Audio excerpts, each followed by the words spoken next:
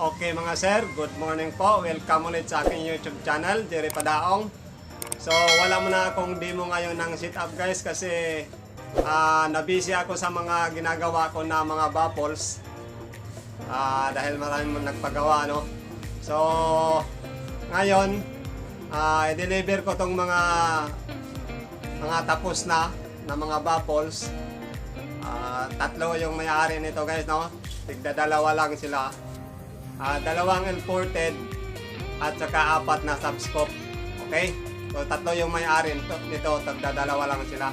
Okay, so hindi ko na yan na-videohan guys kasi nagmamadali na ako guys dahil marami yung ginawa ko kaya hindi ko na nagawang videohan kasi na-busy na. Okay, so ngayon ipapakita ko lang itong mga ginawa ko at saka maraming nagtatanong sa magkano ba ang price ng mga box na ginawa ko. Okay? So sa mga hindi pa nakapag-subscribe sa aking channel, please subscribe at pakihit ang notification bell para lagi kayong updated sa aking mga videos. Okay guys?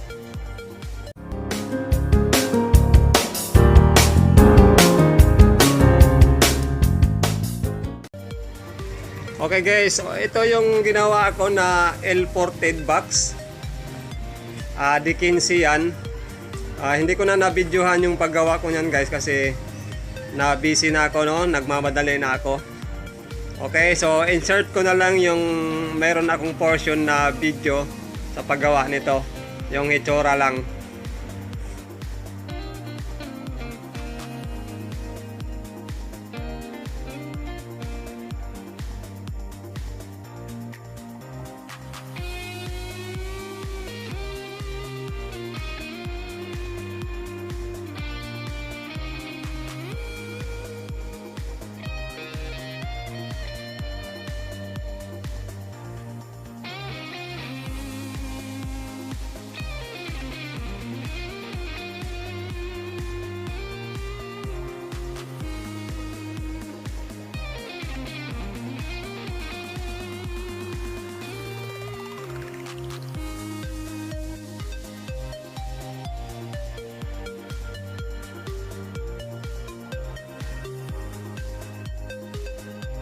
Okay, so ito yung kanyang harapan.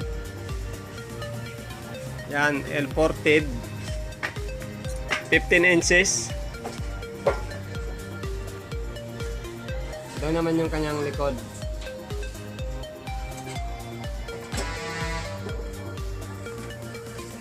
Okay guys, so sa mga nagtatanong sa price ng box na to guys, sa akin lang guys, no, sa mga ginagawa ko 6,000 pares na yan. May kasama na siyang accessories.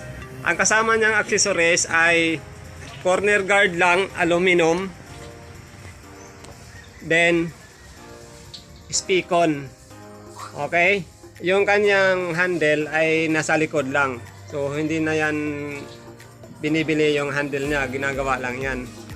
Okay, kaya 6K lang ang pares niyan. L-ported.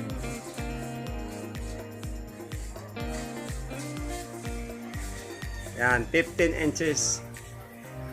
So ang pintura nito guys ay plain lang kasi ang request ng may-ari ay plain lang na pintura yung kanyang gusto. Hindi siya textured. Okay? So ito namang pangalawang set ng box ay subscope na D15. D15 din yan, subscope.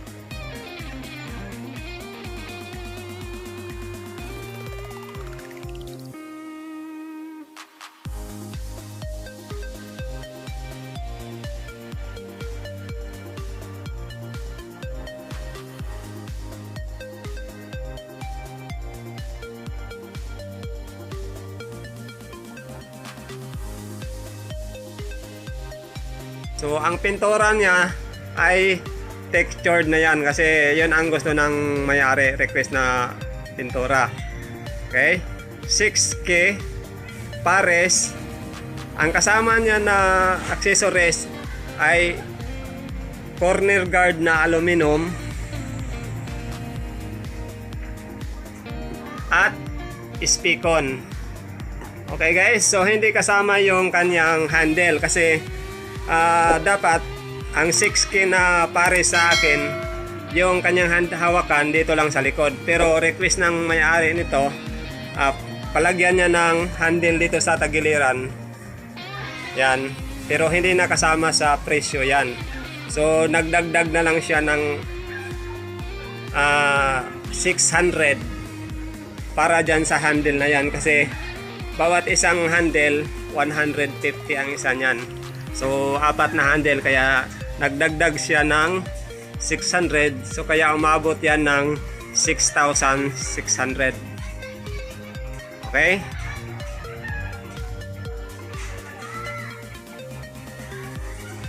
So ito naman subscope din yan. Subscope din yan. Pero yung kanyang harapan ay kulay dilaw.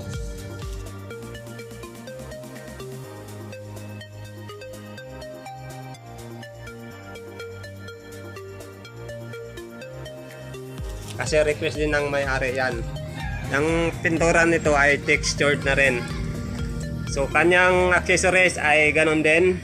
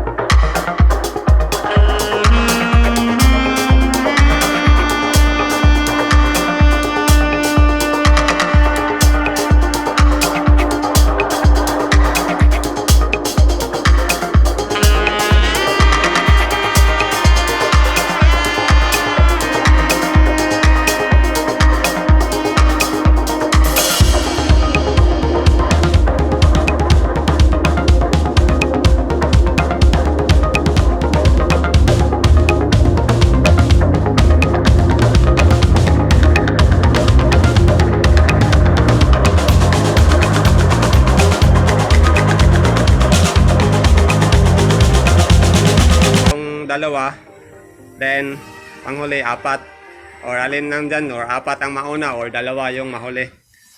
Ang shipping naman nito guys ay EP Cargo, yung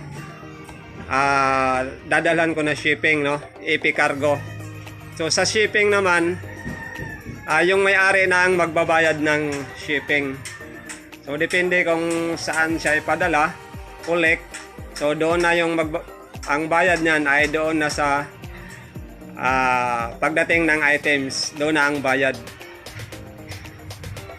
Okay, so hindi kasama sa shipping, hindi kasama sa price yung shipping niyan, iba yung shipping. Okay?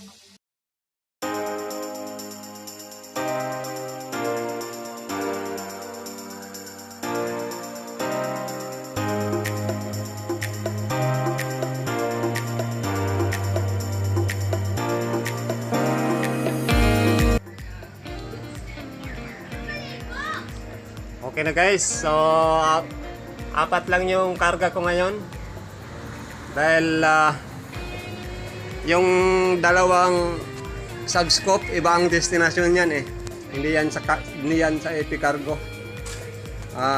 Doon mismo sa bahay ko yan ihatid, kaya pahuli ko na yan. Yung apat lang ang Epicargo ko ngayon.